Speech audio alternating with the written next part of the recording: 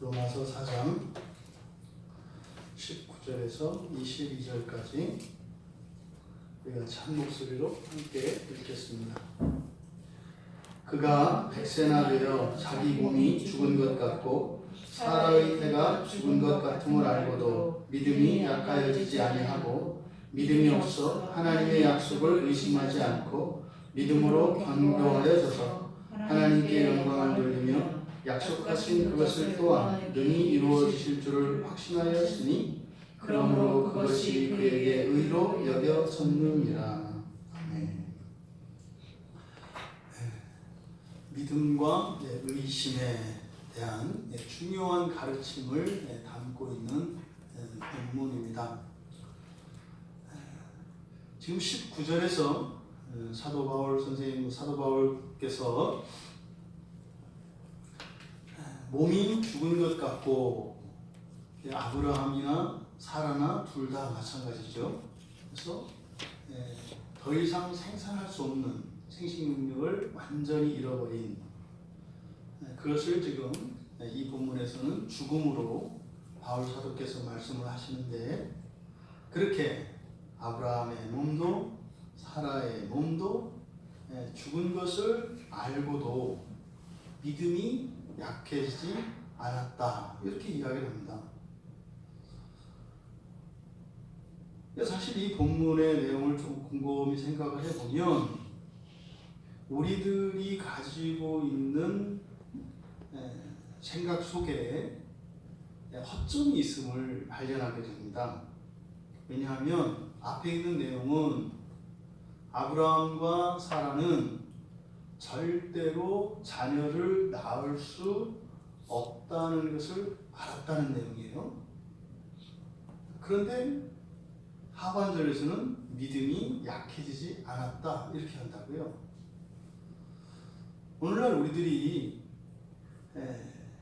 믿음이 있다 그러면 마치 모든 일에 확신을 가지고 조금도 의심하지 않고 마치 불가능이 없는 것처럼 그렇게 생각하고 그렇게 살아가는 것이라고 생각을 하고 있는데, 그렇지 않다는 사실을 오늘 본문은 가르쳐 줍니다. 여기서 지금 우리말 성경에는 마치 믿음이 주어인 것처럼 되어 있습니다. 그가 알고도 믿음이 약해지지 않았다. 그래서 그의 믿음이, 그래서 이 믿음이 주어로 이해가 되어진다고요. 그래서 그의 믿음이 약해지지 않았다. 그러니까 언뜻 보면 불가능한 상황 속에서도 믿음을 잃지 않고 있었다, 이런 의미로 우리에게 받아들여진다고요. 근데 본문의 의미는 좀 다릅니다. 믿음은 19절 그 하반절에 있는 믿음이라고 되어 있는 이 믿음은 주어가 아니라 역격으로 되어 있습니다. 역격은 이제 누구누구에게라는 뜻인데, 그 역격이 가지고 있는 의미는 또 이렇게 간접 목적어라고 하죠. 누구누구에게라고 하는. 그래서 간접 목적어를 나타내기도 하고 의미상으로 도구로도 쓰입니다. 그래서 여기서 이 믿음이라고 하는 그것이 도구라는 거죠. 도구. 그러니까 믿음으로 이런 뜻입니다. 믿음을 가지고 약해지지 않았다. 그러니까 여기서 믿음이라고 하는 것이 믿음이 약해졌다라고 하는 믿음이 강한 믿음이냐 약한 믿음이냐 이것을 이야기하는 것이 아니라 믿음의 도구적인 측면을 이야기하고 있는 게 19절이다. 여기서 약해진다라고 하는 이 단어는 이게 이제 흔히 말하는 여기 이제 동사로는 스테노오, 그래서 힘이 있게 하다, 강하게 하다, 이런 뜻입니다. 그런데 앞에 힘이 있게 하다, 강하게 하다, 이런 뜻이에요. 근데 부정어가 붙어서 그렇게 힘 있게 되지 않았다, 그런 뜻이거든요. 그러니까 힘이 쇠하여지지 않았다 이런 뜻이에요. 그러니까 믿음으로 그렇게 약화될 수밖에 없는 그 상황에 그 믿음으로 힘이 약해지지 않았다. 뭐 이런 의미인 거예요. 또 여기서 알고도라고 하는 단어, 죽은 것 같음을 알고도 할 때 이 알고도라고 하는 이 단어는 잘 쓰지 않는 단어입니다. 그래서 이거는 이제 합성어인데 알다, 우리가 알다, 굉장히 신약 성경에서 중요시 여겨지는 그 단어가 노에오라고 하는 단어거든요. 안다라고 하는. 이것은 이 단어와 여기서는 카타라고 하는 접두어가 붙어 있어요. 카타는 아래로 이런 뜻이거든요. 그래서 안다와 아래로 안다라고 하는 것은 완전히 우리 뿌리까지, 밑바닥까지 그 알미 가득 찬 상태를 말해요. 그래서 완전히 알고 있는 것을 말합니다. 그러니까요, 지금 19절에 있는 내용을 보면 앞에 있는 내용, 다시 말해서 아브라함이 알고 있는 내용, 그건 뭐예요? 아브라함 자신과 사라의 몸이 죽은 것 같다고 하는 이것이 어떻게 확실히 알았다는 거예요. 확실히. 그래서 여기에서 이 의미상에서 사실 더욱 확실한 것은 뭐예요? 불가능하다는 사실이에요. 그러니까 아브라함은 어땠다는 거예요? 불가능하다는 것을 확신했다는 거예요. 불가능하다는 것을. 하나님께서 후손을 주시겠다고 말씀을 하셨는데 아브라함은 어떻다고요? 절대로 불가능하다는 것을 확실히 알았다. 이렇게 되는 거예요. 그런데 그 뒤에 있는 내용은 뭐예요? 우리말에 믿음이 약하여지지 아니하고 라고 번역된 것은 그 믿음으로, 이 믿음 앞에는 정관사가 있습니다. 그래서 그 믿음으로 이렇게 됩니다. 그 믿음으로 누가 약해지지 않았다는 거예요? 아브라함이 약해지지 않았다 이 말이에요. 이게 지금 이 본문의 내용은요, 이 구약의 배경 그리고 이 본문의 전후 이 문맥에 대한 기본적인 이해가 없이 이 한 문장만 따로 떼놓고 이야기를 하면 무슨 말인지 도대체 알 수 없는 문장이에요. 하나님이 주신 그 약속이 확실하게 절대적으로 불가능하다는 것을 알았다 이렇게 해놨어요. 그런데 그 믿음으로 그는 그 약속이 이루어지지 않을 것이라고 하는 어떤 의심도 있지 않았다 이런 뜻이에요. 무슨 말입니까? 모순입니다. 절대로 안 이루어져요. 그런데 하나님의 약속이 이루어지지 않을 것이라는 생각도 안 했다는 거예요. 그 절대적인 암과 절대적인 신뢰, 하나님 말씀에 대한 이 두 가지를 지금 동시에 여기서 표현하고 있는 겁니다. 왜 이런 식으로 문장을 표현했을까? 이것은 여기서 강조되고 부각되어야 하는 것이 무엇인가를 바울 사도가 지금 나타내고자 이런 식으로 문장을 쓴 겁니다.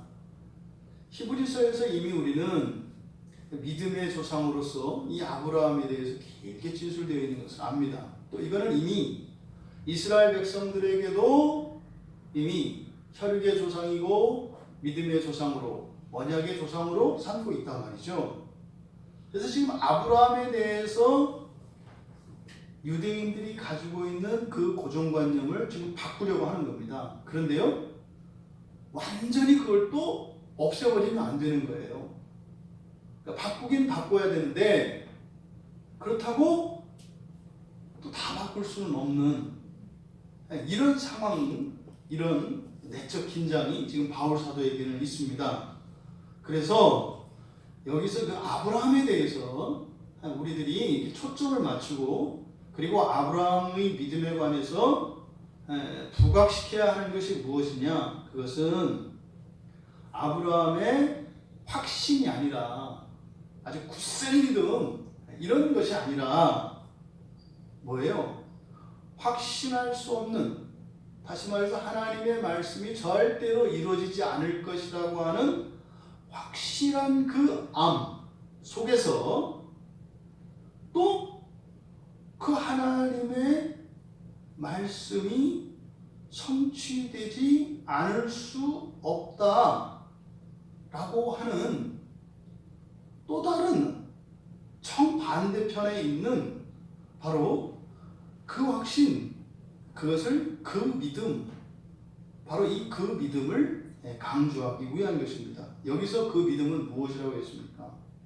이것은 아브라함의 믿음이 아니라 아브라함에 대한 하나님의 믿음을 그 믿음으로 나타낸다고 했죠.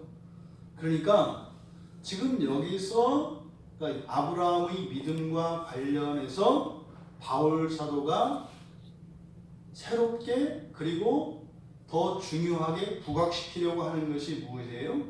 하나님의 믿음이라고요. 이 믿음의 주체가 바로 아브라함이 아니라 하나님이시라고 하는 것을 지금 여기서 드러내려고 하는 거다. 여러분, 우리에게 생각을 해보세요. 만약에 이런 믿음의 근거와 기초가 우리 자신에게 있을 때 그것이 얼마나 불완전합니까? 내가 지금 당장 내 목숨을 던지고 내가 가진 재산과 나의 모든 것을 다 내어준다 할지라도 잠시 뒤에 어떻게 바뀔지 모르는 게 우리들의 마음이에요. 인간 자체가 이미 죄 이후에 사람의 마음은 견고하지가 않습니다. 언제든지 변할 수 있습니다. 근데 우리들이 신앙생활하면서 무의식 중에 가지고 있는 생각을 보세요. 당신은 구원에 확신이 있습니까? 할 때 그 확신이 누구의 확신을 묻습니까? 만약에 사람의 확신을 묻는 것이라면 그 자체가 굉장히 어리석은 것이고 잘못된 것이라는 것을 다 알아요. 그럼 반드시 나를 믿어서 내가 믿는 그 믿음이 구원에 이르는 믿음의 근거가 된다면 우리는 죽는 날까지도, 아니 죽고 난 뒤에도 우리는 장담 못해요. 오직 하나님의 은혜로만. 이게 무슨 말입니까? 변함이 없고 완전한 견고한 그 믿음만이 우리의 구원의 유일한 근거인 것이죠. 바로 이 부분을 바울 사도가 우리들에게 또 당시의 유대교에서 전향해온 바로 유대인 출신인 유대교 출신인 그리스도인들에게 특별히 강조하고자 하는 것입니다. 오직 절대 불변하시는 하나님의 믿음만이 우리들의 확실한 구원의 근거가 될 수 있습니다. 그러다 보니까 오히려 지금 아브라함 쪽에서 아브라함에게 있어서 강조되는 것은 무엇이에요? 바로 19절의 상반절 내용이에요. 그러니까 우리 식으로 이해하면 그는 뭐했다?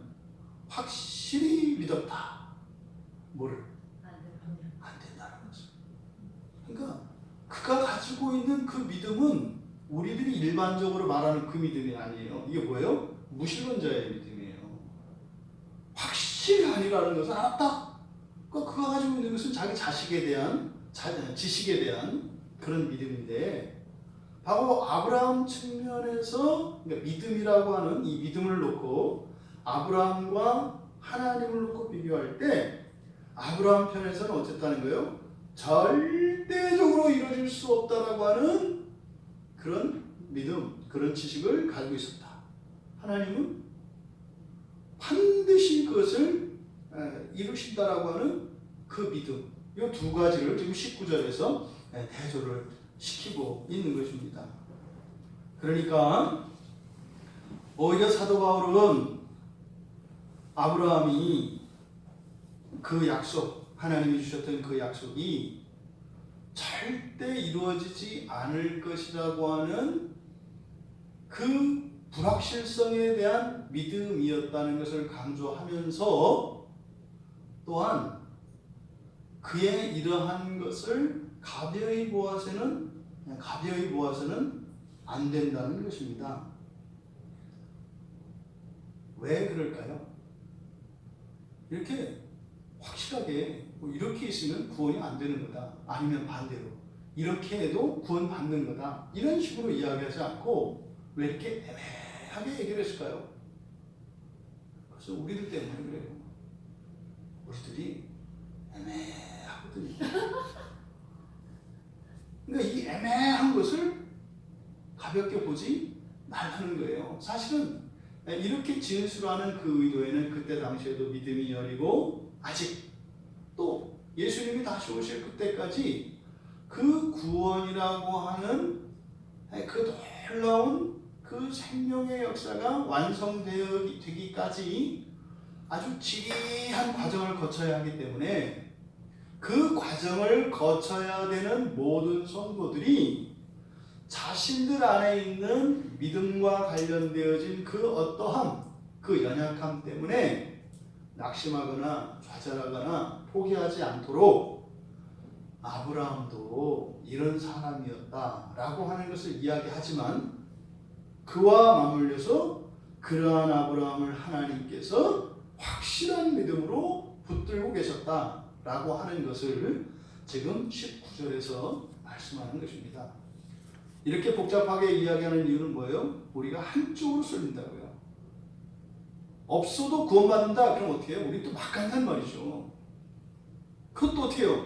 확실한 믿음을 갖지 않으면 안 된다. 이러면 또 어떻게 해요? 또 이제 우리의 공로로 또 이제 막 소나무 뽑으러 다닌다 이 말이죠.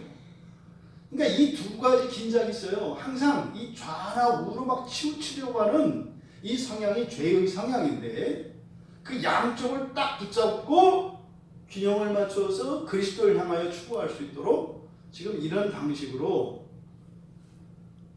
진술하셨다고요. 그러니까 이 진술 자체가요. 믿음이 없는 사람들은 못 알아듣습니다. 이도 아니고 저도 아닌 것처럼 들려요. 분명히. 믿음이 없는 사람들 귀합니다. 다음에 20절에 가보면 믿음이 없어 하나님의 약속을 의심하지 않고 믿음으로 견고해져서 하나님께 영광을 돌리며 지금 본문의 의도가 정확히 나와 있지 않습니다. 이 20절에 있는 20절 이 내용은 그 유명한 not A but B 부분이에요. A가 아니라 B다 이런 부분이에요. 이것은요 대조하는 겁니다. 대조. A가 아니라 B다. 그래서 20절의 상반절과 하반절을 대조시키고 있는 구문입니다. 그래서 이 대조가 부각이 되어야 되는데 그렇게 되어 있지 않죠. 그 시작이 20절에 믿음이 없어 이렇게 이거를 부사절로 이렇게 만들어 놓아서 대조가 안 돼요. 이 믿음이 없어 라고 하는 것은 풀어서 우리말로 풀어서 이렇게 쓴 거거든요. 그러니까 믿음이 없어 이거를 명사로 해야 됩니다. 명사로. 그러니까 믿음이 없어를 뭐라고 되겠어요? 없는 믿음. 이렇게. 없는 믿음. 그래서 불신이라고 하기에는 좀 그렇고 없는 믿음이라고 해야 돼요. 없는 믿음. 그럼 이 없는 믿음과 대조되는 것은 뭐겠어요? 바로 하반절 앞에 시작하는 믿음으로 할 때 그 믿음이에요. 그러니까 믿음이 없어와 믿음 이것이 대조가 되는 거예요. 그러니까 없는 믿음과 그 믿음. 없는 믿음은 아브라함의 믿음이고 그 믿음은 하나님의 믿음이죠. 이렇게 두 가지가 대조되는 겁니다. 또 하나의 대조가 뭐냐? 의심하다라는 뜻입니다. 의심하다. 믿음이 없어 하나님의 약속을 의심하지 않고 이렇게 되어 있지 않습니까? 의심하다라고 하는 단어와 뒤에 있는 동사 견고해지다라고 하는 동사. 그래서 20절에 그리고 하나님께 영광을 돌리며 여기는 분사 구문입니다. 이렇게 함으로써 하나님께 영광을 돌렸다는 거예요. 그러니까 사실 이 명사와 동사의 이 두 가지 대조가 하나님께 영광을 돌리는 것이다. 이게 20절의 내용입니다. 그러면 앞에 믿음이 없어 하나님의 약속을 의심하지 않았다 라고 하는 이 부분을 살펴보고 뒤에 있는 부분을 살펴보면 그 대조가 명확하게 이제 드러납니다. 믿음이 없어서 할 때 믿음이 없어 이러지 말고 그냥 그 없는 믿음 이렇게 된다 그랬어요. 그 없는 믿음. 그 없는 믿음으로 의심한 것이 아니라 이렇게 된 거예요. 의심한 것이 아니라. 그럼 여기서 그 없는 믿음이니까 바로 아브라함의 믿음인데 여러분 보십시오. 믿음 없는 믿음인데 그 없는 믿음을 가지고 아브라함이 의심을 했다 안 했다? 안 했다는 거예요. 여기서 그러니까 믿음이 없는 것이 중요합니까? 의심하지 않았다는 게 중요합니까? 사실 의심하지 않았다는 게 중요해요. 근데 그 없는 믿음도 뒤에 나오는 그 믿음과 대조시키기 위해서는 있어야 되는 거죠. 하지만 20절의 상반절에서 중요한 것은 그가 믿음이 없다는 게 중요한 것이 아니라 의심하지 않았다는 게 중요하다고요. 그럼 여기서 의심하다라고 하는 디아크리노 잘 쓰지 않는 그런 단어입니다. 이 디아크리노라고 하는 단어가 성경에 사용된 몇 가지 그 사례들이 있는데 대표적인 게 마태복음 16장 3절에서는 이거 분별하다 이렇게 되어 있습니다. 분별하다. 그리고 뭐 여기서처럼 마태복음 21장 21절에 그리고 유다서 1장 22절에 똑같이 의심하다라는 의미로 우리말 성경에 번역되어 있어요. 그리고 야고보서 1장 6절에 가면 흔들리다로 또 번역되어 있고요. 그 다음 유다서 1장 9절에는 다투다라고도 번역이 되어 있어요. 이 단어의 사전적인 그런 의미는 마음이 갈리는 것을 말해요. 이렇게 우리의 생각이 판단하는 것인데 무엇을 결정하거나 판단하는 것인데 무엇 가운데 여러분들이 두 개를 다 옳다고 생각하다가 그 둘이 이렇게 찢겨요. 둘이. 그래서 둘 사이에 어떤 분별을 예를 들어서 그냥 사람으로 놓고 비유한다면 둘 다 친구인 줄 알았어요. 이렇게 둘 다 친구인 줄 알았는데 어떤 사건이나 새로운 어떤 정보를 딱 알고 보니까 하나는 친구고 하나는 적이었던 거예요. 그때 이렇게 판단하는 기준, 이때 판단하다라는 뜻인데 이때 판단의 의미는 뭐예요? 이것과 이것이 서로 다르다라고 하는 것을 판단하는 거예요. 그래서 뭐 하는 거예요? 선택받는 쪽에 있어서는 더 확실한 거겠지만 버림받는 쪽에 의심받는 거겠죠. 그래서 의심하다 또는 분별하다 또는 흔들리다 다투다 이런 의미로 이제 문맥에 맞게끔 의역을 해서 그렇게 번역을 한 겁니다. 없는 믿음으로 하나님의 약속을 의심하지 않았다. 그러니까 아브라함에게는 믿음이 있었다 없었다? 없었다는 거예요. 없었다. 근데 믿음이 없었다 이렇게 하지 않고 뭐라 그래요? 없는 믿음이라고 한다고요. 그러니까 믿음이에요 아니에요? 믿음이에요. 믿음인데 또 없는 믿음이라는 게 있다는 거예요. 보통 우리가 불신앙 그러면 완전히 무신론자들을 이야기한단 말이에요. 그런데 언약의 조상, 믿음의 조상인 아브라함의 믿음에 대한 바울 사도의 진술은 뭐예요? 없는 믿음으로 시작했다는 거예요. 굉장히 중요한 원리예요. 없는 믿음으로 시작합니다. 없는 믿음으로. 근데 믿음은 믿음이에요. 없다고요. 이게 지금 아브라함의 상태예요. 그런데 놀라운 것은 의심하지 않았다는 거예요. 굉장히 중요한 신앙의 원리를 가르쳐 줍니다. 믿음과 의심에 관해서 우리들의 통념을 깨는 가르침입니다. 신자들이 종종 크게 오해하는 부분이에요. 의심을 가지면 마치 믿음이 없는 것과 동일시하는 그런 생각은 잘못됐다는 거죠. 지금 여기서는 믿음과 의심하는 것을 어떻게 해요? 별개로 놓는다고요. 없는 믿음을 가진 아브라함이 뭐 하지 않았다? 의심하지 않았다는 거예요. 이 얘기는요. 참다운 믿음, 온전한 믿음이 있어도요. 의심할 수 있고요. 또 이런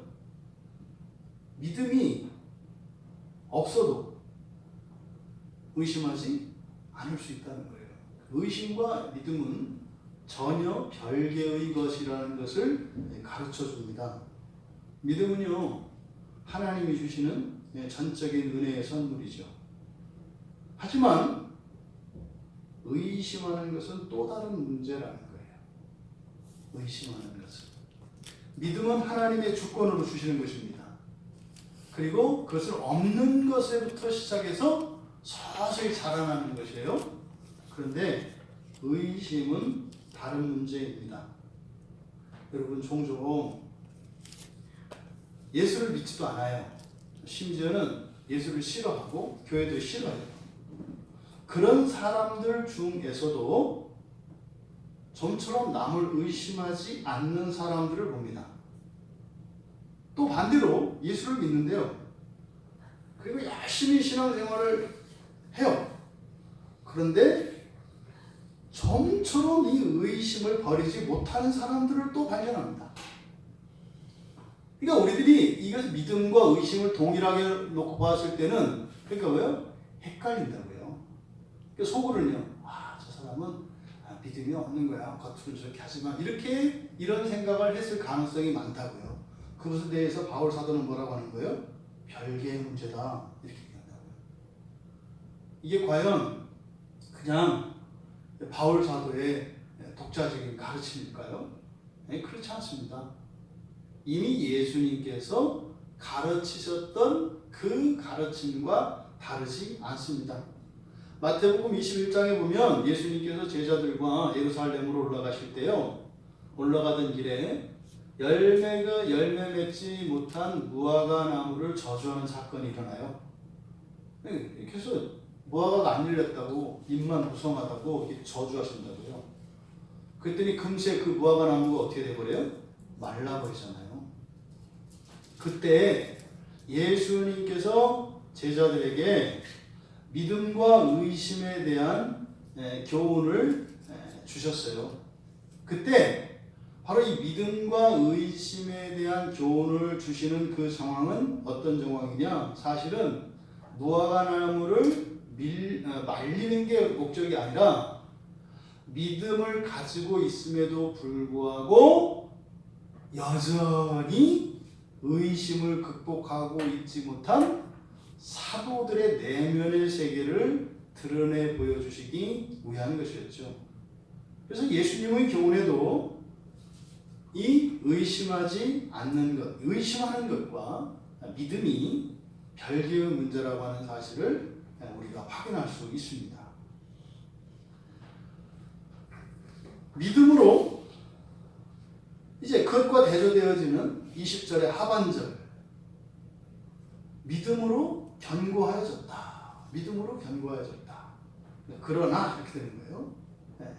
앞에가 아니라 없는 믿음으로 의심하지 않고, 그 다음 어떻게 했다? 오히려 믿음으로 견고해졌다. 견고해졌다.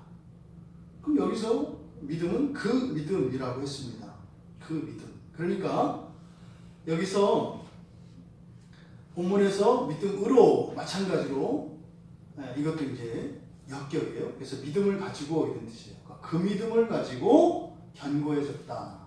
그러니까 여러분 보십시오. 두 가지의 대조에서 첫 번째 명사의 대조. 아브라함은 없는 믿음을 취했다, 아니면 그 믿음을 취했다.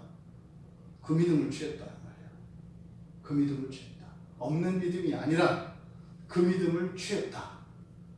또 두 번째, 의심한 것이 아니라 어떻게 해졌다? 견고해졌다. 바로 이 두 가지를 이야기하려고 하는 겁니다. 그러니까 20절 하반절을 그대로 직역하면 견고해지다라고 하는 이 단어, 이 견고하다라고 하는 이 단어는 힘을 얻었다, 힘으로 사용했다, 이렇게 이런 의미를 가지고 있는 단어예요. 그러니까 그 믿음으로 힘을 얻었다, 이렇게 하는 것이 좀 더 이 본문의 의미를 드러내는데 좀 이해하기가 쉽습니다. 그러니까 의심하는 것 대신 힘을 얻었다, 이 말이에요.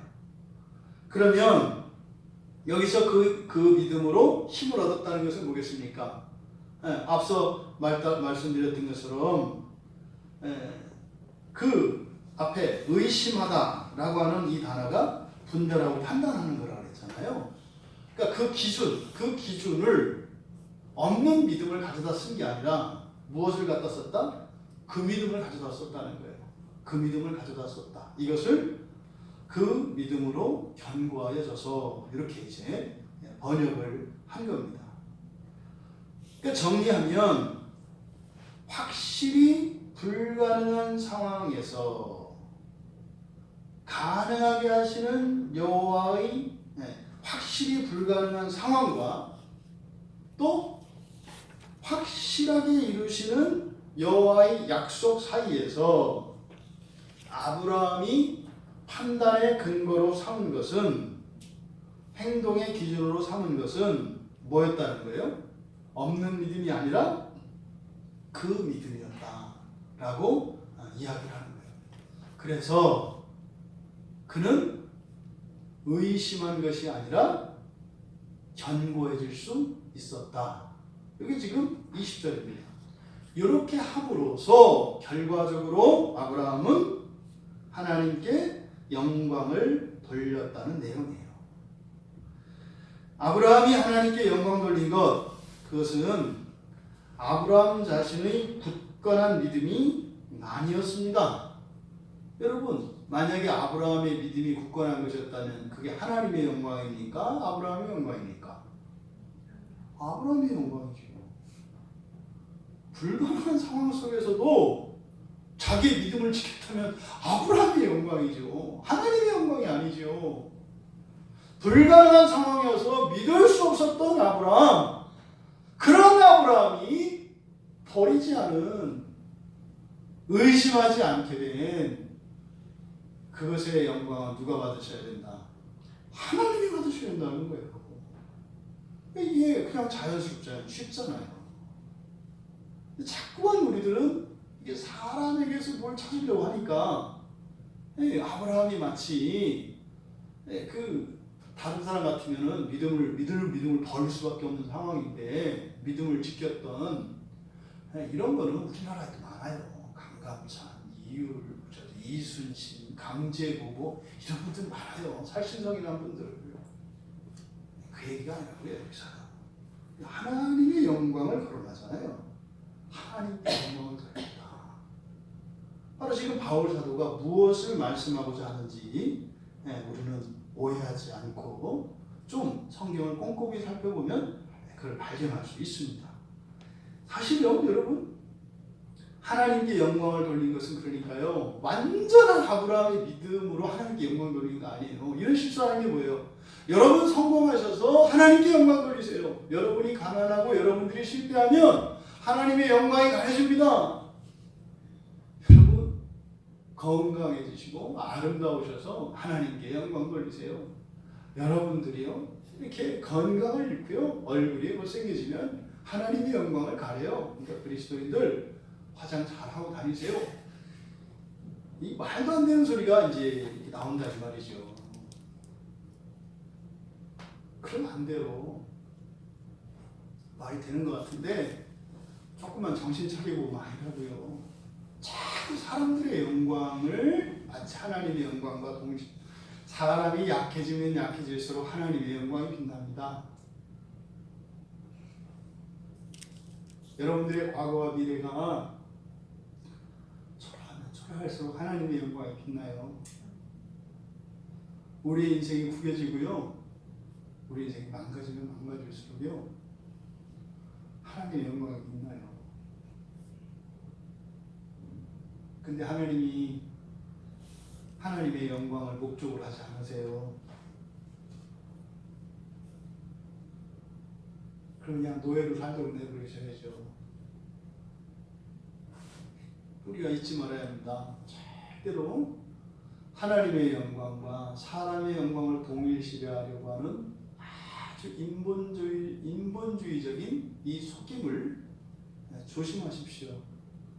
하나님은 분명히 하나님 백성들의 안위를, 그들의 번영과 영광과 평화를 기뻐하십니다.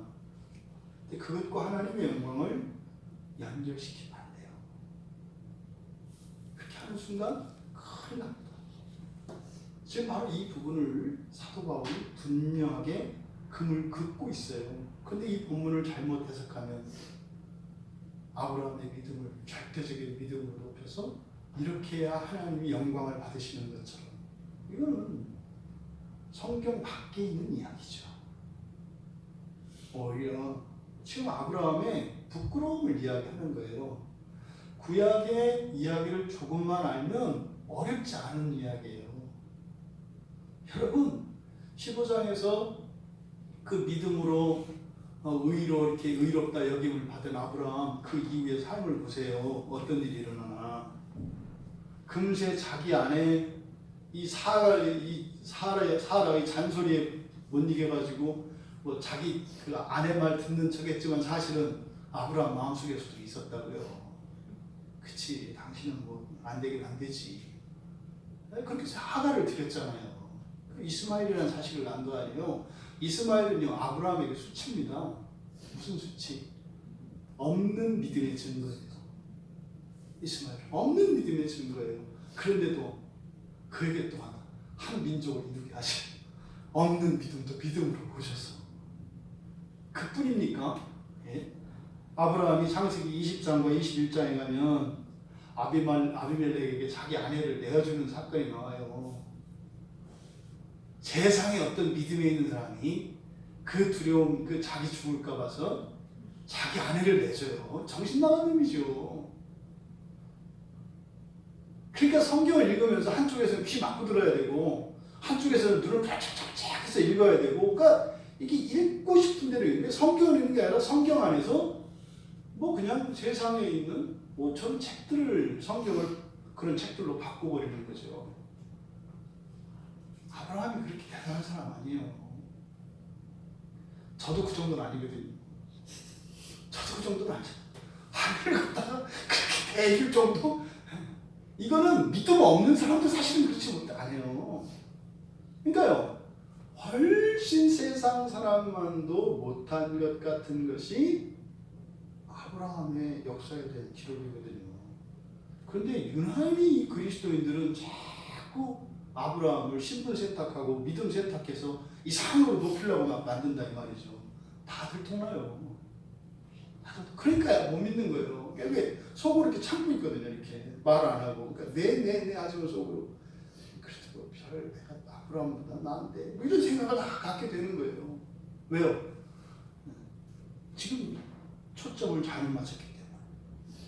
그러니까 지금 여기서 절대로 하나님께 영광 돌렸다 할 때 그 아브라함의 어떤 위대함이나 탁월함을 이야기하고자 하는 게 아니에요.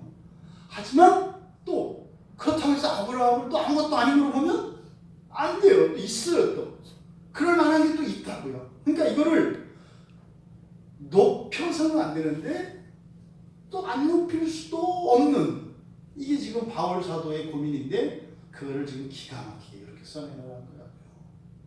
그러니까 지금 바울 사도가 이야기하려고 하는 이 진리가 복잡한 것 같지만 복잡해요. 근데 이걸 이렇게 우리가 이렇게 읽고도 해석하기가 어려운데 이거를 쓴다고 생각을 해보세요. 그거 쓰려면요 2시간은 써야 돼요. 읽다 말잖아요. 읽으면서 무슨 말인지 모르잖아요. 이게 작은 문장으로 놀랍게 구약과 신약을 관통하는 유대교 안에서 일어나는 하나님의 언약의 그 구원의 빛과 그리스도 안에서 일어나는 이 새 언약의 구원의 빛을, 이게 하나도 그 뭐예요? 이렇게 이음새 없는, 예? 무봉, 예? 그 경계, 바느질 자국이 없는 무봉의 상태로 지금 이렇게 진술하고 있는 거죠. 그러니까요, 사실상 바울 사도가 아브라함이 하나님께 영광 돌린 것은 믿음이 없는 중에 그 불가능한 상황에서도 하나님의 약속을 의심하지 않게 하신 하나님을 드러내려고 하는 거예요. 그런데 거기에는 아브라함이 또 전혀 개입하지 않은 것도 아니지만 그것이 절대적으로 아브라함의 공로가 되어서는 안 되게끔 묵사발을 내는 거예요. 이게 지금 바울 사도가 말씀하고자 하는 것입니다. 굳센 믿음이 아닌 없는 믿음으로 하나님께 영광을 돌릴 수 있다는 이 사실을 왜 이렇게 말씀할까요? 우리를 위해서 하시는 말씀이에요. 우리를 위해서 하시는 말씀이에요. 우리를 바라보시는 하나님, 없는 믿음을 가지고 신앙을 버리지 않고 끝까지 버티는 것 같은 우리들의 변변치 않은 것 같은 이러한 삶이 하나님께 영광을 돌리는 것이다 라고 바울 사도를 통해서 하나님께서 우리에게 말씀하시는 것입니다. 그러니까 지금 여기서 이렇게 없는 믿음을 진술했는데 뒤에 가면 히브리서에서 그렇게 그의 믿음의 조상으로서 그의 믿음이 이렇게 칭송을 받는데 바로 그 칭송받는 그 믿음의 진술 히브리서에서 보면 바로 마지막 이삭을 하나님께 드릴 때까지 진술이 다 돼 있어요. 아브라함에 대해서는. 그러니까 아브라함의 칭송받는 그 믿음은요, 그 별거만이 아니에요. 아들을 드릴 수 있는 그것만을 믿음이라고 하지 않는다고요. 무엇부터 믿음이라는 거예요? 없는 믿음부터. 없는 믿음부터. 그 없는 믿음에서 시작해서 정말 백세에 얻은 유일한 상속자를 기꺼이 드릴 수 있게 변화되어지는 이 전체의 과정을 아브라함의 믿음이라고 이야기하는 것이지, 다 되어진 그것만을 믿음이라고 칭송하고 있는 것이 아니라는 것을 우리가 여기서 확인을 하게 됩니다. 여러분, 아브라함에게 분명히 우리가 본받아야 할 부분이 있습니다. 하지만 그것이 아브라함의 그런 의이거나 이렇게 의롭다 인정을 받을 만한 어떤 공로로서의 그런 본받을 만한 점은 아니라고 하는 사실입니다. 그래서 믿음과 관련해서 지금 바울 사도께서 이야기하시는 것은 그의 믿음의 믿음보다는 무엇이에요? 의심하지 않은 것에 대해서 지금 바울 사도가 주목시키는 거예요. 우리로 하여금. 그러니까요, 그가 의롭다고 인정함을 받은 그 믿음이라고 하는 것은 사실상 뭐라는 거예요? 불확실한 상황에서, 확실히 불가능한 상황에서 의심하지 않은 것에 있다. 여러분들이 여러분 자신의 믿음을, 여러분의 신앙을 점검해 보시면 확인할 수가 있습니다. 믿어지지 않는데 의심이 되지 않는 경우도 있어요. 이거를 믿지 않는 거다 이렇게 할 수 있는 게 아니라고요. 그러니까 믿기진 않아요. 근데 또 의심이 안 돼요. 이게 실제로 우리 안에 일어난다 이 말이죠. 바로 이 부분에 대해서 이야기를 하는 겁니다. 그러니까 21절에 약속하신 그것을 또한 능히 이루실 줄 확신하였느니, 여기도 마찬가지입니다. 여기서 약속하다, 이게 중간태로 되어 있거든요. 이게 중간태 아시죠? 그죠? 수동과 다르다. 내가 당하는 것이기도 하지만 또 나도 하는 것이, 이게 중간태라고 그랬어요. 그러니까 약속하셨다라고 하는 것은, 약속은 그러니까 누가 하신 거예요? 하나님이. 그래서 어떻게 해요? 그 약속은 하나님이 하셔야 우리가 약속을 받는 것이기 때문에 수동태예요. 근데 그 약속을 우리가 또 받지 않으면 우리의 약속이 안 돼요. 거기에 또 우리들의 참여가 또 필요해요. 이걸 중간태라고 해요. 그럼 여기서 약속하신, 이걸 중간태로 나타내고 있어요. 그래서 약속하신 그것을, 그러니까 뭐예요? 하나님의 은혜로 주어진 것을 아브라함이 받았다는 거죠. 여기서 받았다는 것은 뭐겠어요? 의심하지 않았을 뿐이에요. 된다고 믿은 게 아니에요. 그냥 의심하지 않은 거예요. 왜? 하나님의 약속이니까 의심하지 않을 뿐이야. 예, 나는 나대로 절대로 일어날 수 없다는 것을 알고 있어. 근데 말씀은 말씀대로 그냥 의심하지 않았어. 그 두 가지가 다 있는 상태예요. 이게 약속하시니 그것을 확신했다는 거예요. 또 이루실 줄을 누가 이루어요? 하나님이 이루시잖아요. 하나님. 그러니까 약속하신 것도 중요한데 이루시는 것도 하나님으로. 그 다음에 여기서 확신하다, 이 확신하다라고 하는 이 단어, 이건 우리가 일반적으로 알고 있는 확신하다가 아니에요. 이 확신하다는 한자로 쓸 때는, 우리말로 확신하다 할 때는 믿을 신자가 들어가잖아요. 굳게 믿는 것, 이게 확신인데, 이 헬라어에서 이 확신으로 번역되어진 이 헬라어는 이 피스티스, 믿음하고는 전혀 상관이 없어요. 믿음과 상관이 없는 확신이에요. 이 확신은. 이 확신은 길어요. 그래서 안 읽을래요. 대신 여러분 그냥 아시면 돼요. 그리고 몇 번 안 쓰이는 단어예요. 그러니까 이거는 믿음의 확신이 아니라, 이 단어는 두 개의 단어가 합쳐졌거든요. 그래서 플레레스라고 하는 단어, 플레레스, 충만한, 넘치는 이런 뜻이에요. 플레레스라고 하는 형용사와 또 페로라고 하는 수행하다, 이 두 단어가 합쳐졌어요. 플레레스하고 페로가 합쳐진 단어거든요. 그러니까요, 넘친다는 형용사와 수행한다고 하는 이런 동사가 합쳐진 것인데, 성경에서 이 단어가 의미하는 바는 하나님께서 믿는 자들에게 주시는 권능의 확신이에요. 하나님께서 믿는 자들에게 주시는 권능의 확신이에요. 그 확신은 누가 해요? 당사자가 해요. 근데 그 믿음은 어디서 온 믿음이다? 하나님이 주셔서. 그러니까 사실 내가 믿긴 믿는데 그런 거 있잖아요. 나도 몰라 근데 믿어, 이런 거. 요게 지금 여기서 말하는, 요게 사용되어진 이 확신이라고 하는 이 단어예요. 그러면 이 하나님이 믿는 자들에게 주시는 권능의 확신, 이게 뭐냐? 믿는 자들이 하나님을 아는 그 참 지식에 이를 때까지 포기하지 않고 중단하지 않고 끝까지 열매 맺게 하시는 힘이에요. 그러니까 뭐겠어요? 아주 그냥 지질이 아주 궁상을 떨면서 간신히 예수를 믿고 죽을 때 아멘 하는 거. 이게 확실해요. 이게 가장 비참한 경우를 얘기하는 거예요.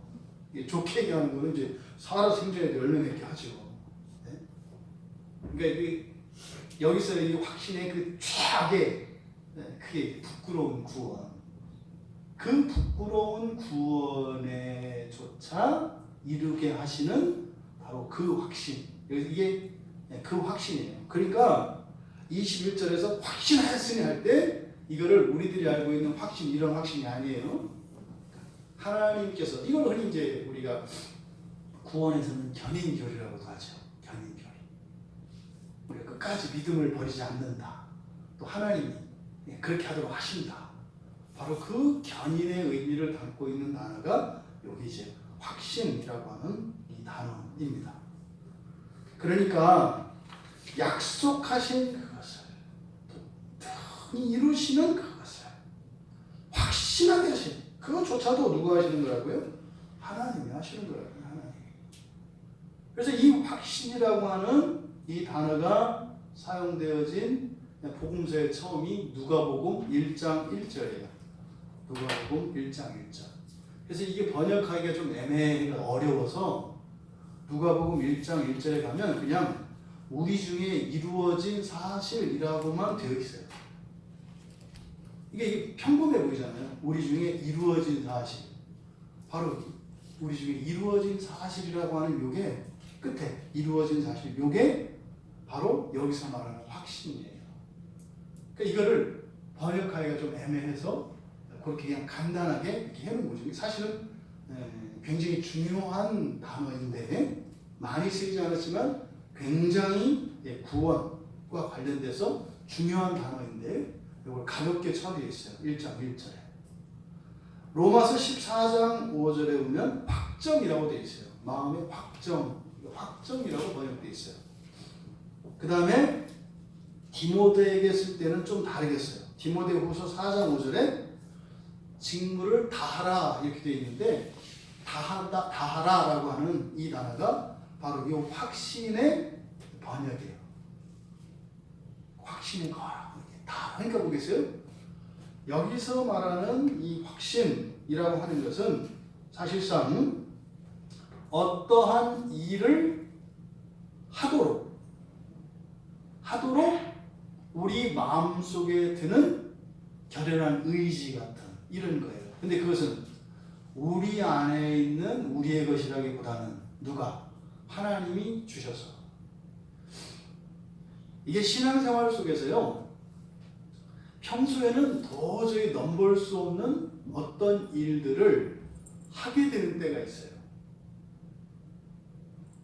그 힘도 생기고 또 그 일을 실제로 이렇게 하게 되는 때가 와요. 이 신앙을 성장하는 신앙 과정에서도 어떤 이런 비약적인 어떤 신앙의 성장을 경험을 할 때, 어떤 그 분기점이 될 때 이 확신이 딱 주어지거든요. 그러면요, 절대로 뭐 이런 거 있잖아. 우리는 뭐 이런 말 많이 써요. 우리는 그거 안 해. 뭐 이런 거. 나는 그거 안 해. 이런 거 있거든요. 근데 어느 날 확 뒤집어져 가지고요, 그거 해로 바뀔 때가 있어요. 이렇게. 근데 뭔지는 몰라. 근데 안 할 수 없어. 그렇게 해야 되겠다라고 하는 마음의 확정이 들어요. 이게 신적 확정이거든요. 이게 여기서 말하는 확신이에요. 그것을 디모데에게 주는 그 교훈에서 직무를 다하라 이렇게 되어 있죠. 그러니까 직무를 다한다, 신앙의 도리를 다한다 할 때 이 다한다라고 하는 것은 행위에 초점이 맞춰져 있는 게 아니라 뭐예요? 그렇게 하지 않으면 안 되는. 제가 그 예전에 그 전철 전도 이렇게 말씀드린 적이 있어요. 옛날 그 제가 목사 되기 전에 전철에서 막 그렇게 하면 안 된다는 생각을 갖고 있었어요. 그런 거 하면 안 된다. 저거는 적그리스도는 안 해도 적그리스도 정도 돼가지고 저는 자꾸 교회를 오히려 이렇게 사람들로 하여금 이렇게 욕먹이는 일이다라는 생각을 가지고 있었어요. 예전에 제가. 이때는 뭐 이제 제가 신학을 하기 전이니까 자유롭게 얘기할 수 있어요. 막 이렇게 전철에서 더군다나 아침 저녁 이럴 때 피곤하잖아요. 이게 사실 그 출근하시는 분들이 아침에 이 잠깐 단잠이 이게 보통 단잠이 아니거든요. 그렇게 해야 이게 아주 청량한 마음으로 또 그 자기 일에 집중할 수가 있는데 그때 막 예수를 믿으시오 막 이렇게 잠을 깨면 멍랑한 상태에 가면 그 회사에도 해를 끼치는 게 많아요. 그런 생각을 갖고 있었어요. 하나님이 그걸 다 찍어 두셨다가 구더기 잡듯이 그 실핀으로 구더기 다 잡아가지고 이렇게 벽에다가 이렇게 꽂아놓으셨어요. 하나님. 그걸 또 제가 신대어 갔더니 그거를 다 꺼내가지고 이렇게 제 마음방에다가 다 붙이셨어요.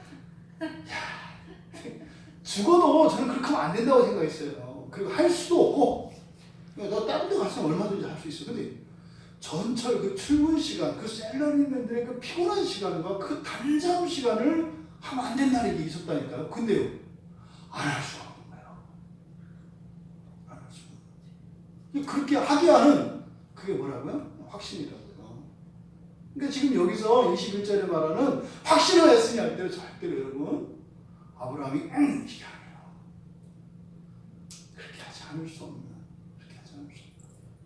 마누라를 팔아먹고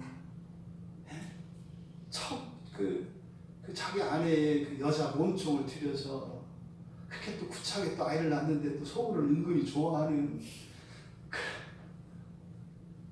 그랬던 아브라함이 이제 그런 것을 과감히 다 끊고 심지어는 백세해 주신 아들까지도 확 하나님께 드릴 수 있게 하는 그 확신, 그걸 얘기하는 거예요.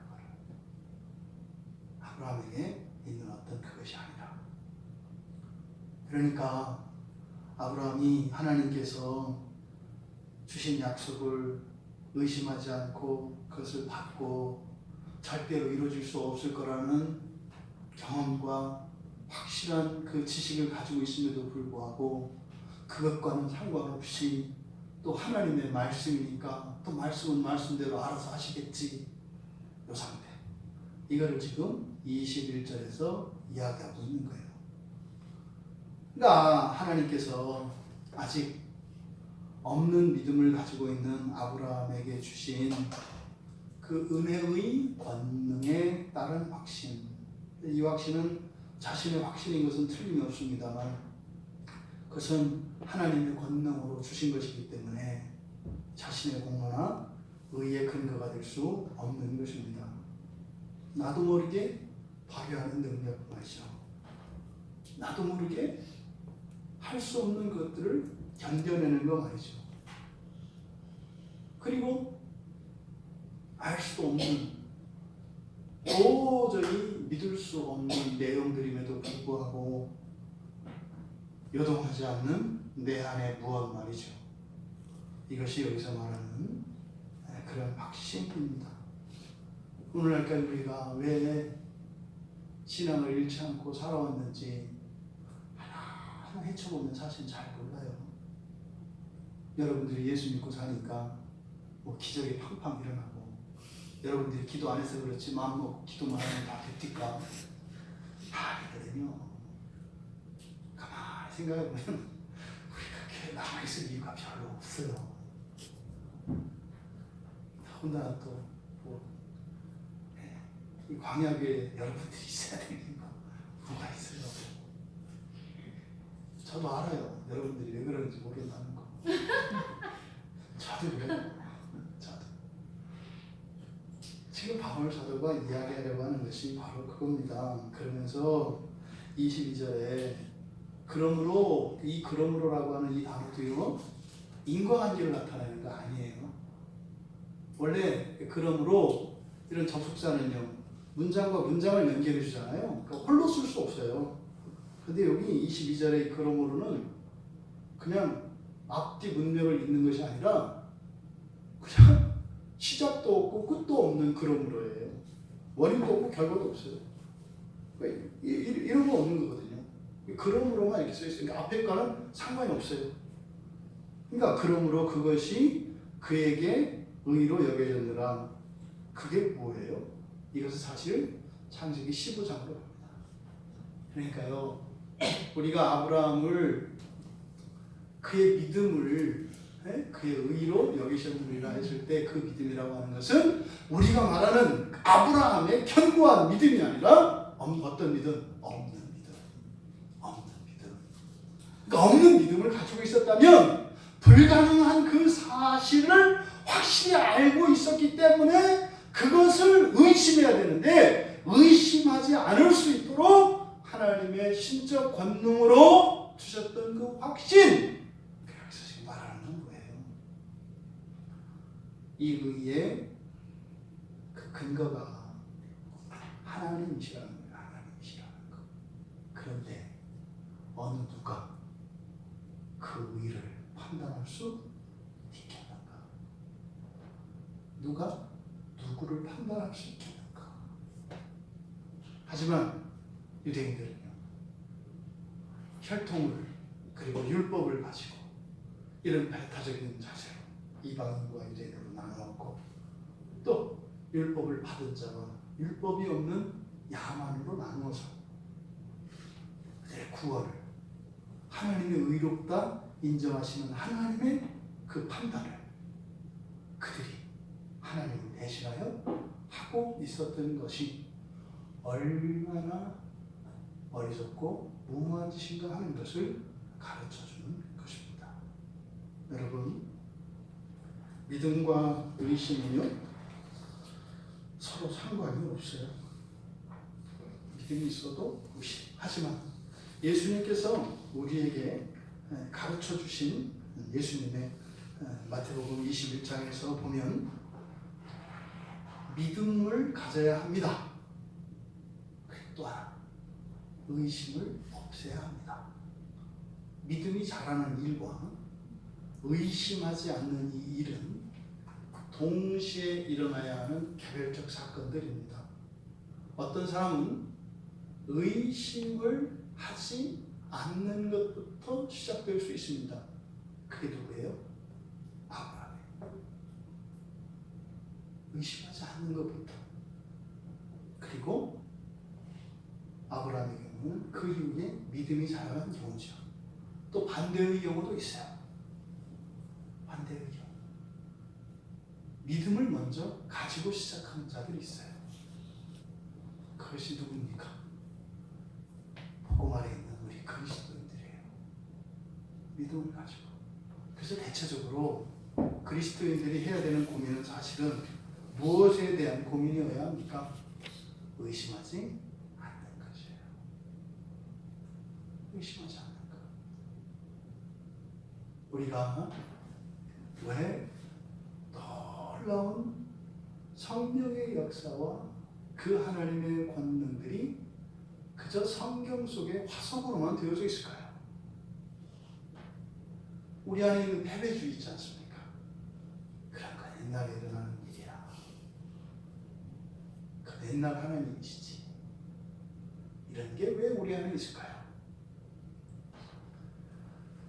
믿음과 이 의심의 문제를 분리해야 하지만 믿음을 더욱 굳건하게 하고 세워가는 것과 함께 의심하지 않는 이 일이 또 개별적으로 동시에 진행되어야 하는 것임을 오늘 말씀을 통해서 이 시대를 살아가는 우리들에게 교훈을 주십니다. 여러분, 믿음의 근거, 믿음의 주체는 하나님이십니다. 하지만 의심의 주체는 우리 자신이라고 하는 사실을 기억하시기 바랍니다. 근데 이 의심은 우리가 믿음이 자라면서 분명히 또 사라지기도 합니다. 하지만 믿음이 없는 믿음을 가지고도 의심하지 않을 수 있다고 하는 이 사실은 오늘날 교회 안에 들어와 있지 않지만 교회 밖에 있는 의심하지 않는 사람들에 대하여 믿음을 가지고 있는 우리들을 부끄럽게 하는 것임에 틀림이 없습니다. 부디 온전한 믿음과 의심하지 않는 것으로 우리들 안에 이런 그리스도께서 구원하신 그 구원의 능력과 권세들이 나타나 우리의 연약함을 통해서 오히려 하나님이 영광 받으시는 하나님께 정말 더 아름다운 선물로 그렇게 기쁨으로 날마다 그렇게 살아가시는 우리 모두 되기를 바랍니다.